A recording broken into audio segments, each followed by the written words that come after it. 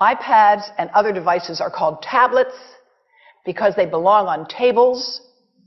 They are tested 20 centimeters away from that big guy that I showed you before.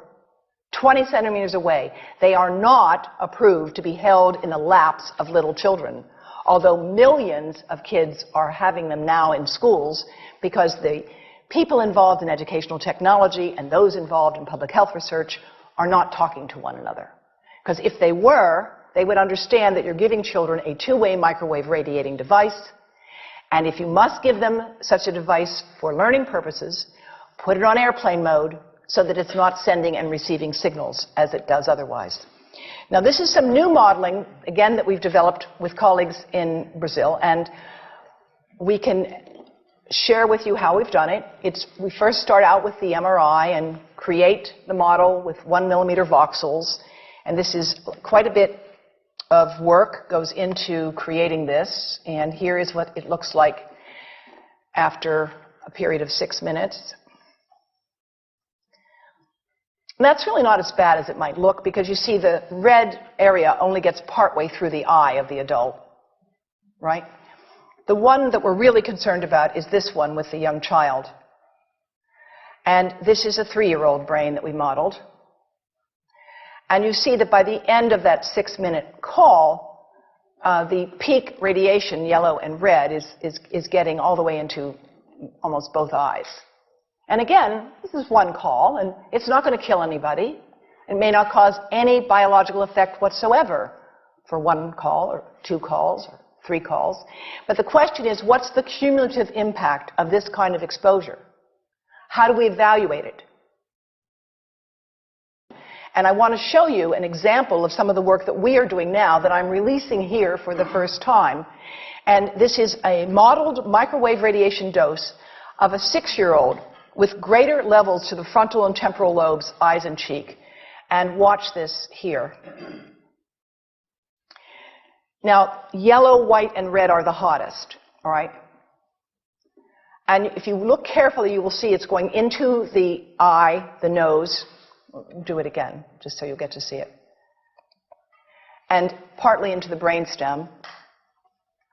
Now, that's just showing you that there's going to be some exposure into that area of a young head. It doesn't tell you that there's any biological effect, right? Now, the next slide is going to show you something that might be of interest to students and faculty here. And that has to do with exposure to the reproductive organs. We call them the gonads. I think you say the testicles. And bone marrow.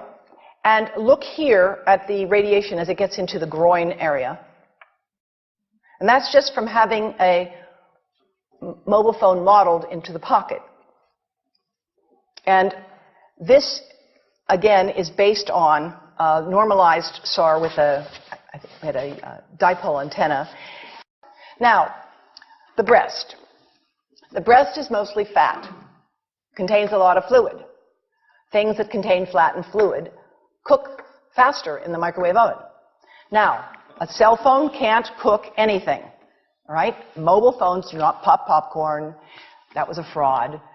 They don't make any heat that we know of, otherwise they wouldn't be permitted. But they do go through things that contain fat and fluid, and we are now working at Environmental Health Trust with scientists at the University of California, San Francisco, scientists at formerly the president of the American Cancer Society of California, because we are seeing women who keep cell phones in their bras. Has anyone seen a woman put a cell phone in her bra? Hands up, please. Please tell them you've heard now why they shouldn't do that. And here I want to show you our first case report from 2009, and we now have many more. This was a Chinese-American woman who used her cell phone 4 hours a day in her bra for 10 years while she was driving. Now, and you drive with a phone on your body. The phone is smart. It's going to go from one tower to another, and it's going to say, here I am, where are you, here I am. And it's going to be going to max power each time it moves from one cell tower to another.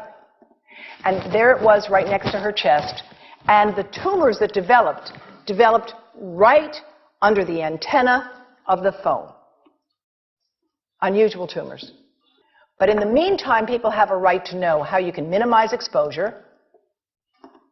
And again, I think this information is available on our website, will be available on yours. Remember, if you have to give a phone to a child, put it on airplane mode. And think about this. That microwave oven, it works because there's a metal box around the microwave signal, and the signal pings all over the place.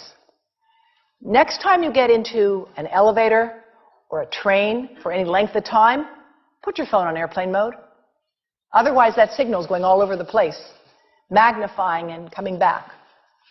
Keep the mobile phone away from you when it's on and you are asleep. Now, it takes a village to do a lot of things. These are some of the people whose materials I've used today with their permission, and I can't read this list to you, but I want you to know that I feel really honored to be working with some of the most talented people in the world on this issue. And they have given me permission to share these materials with you. And I leave you with this thought from Albert Einstein.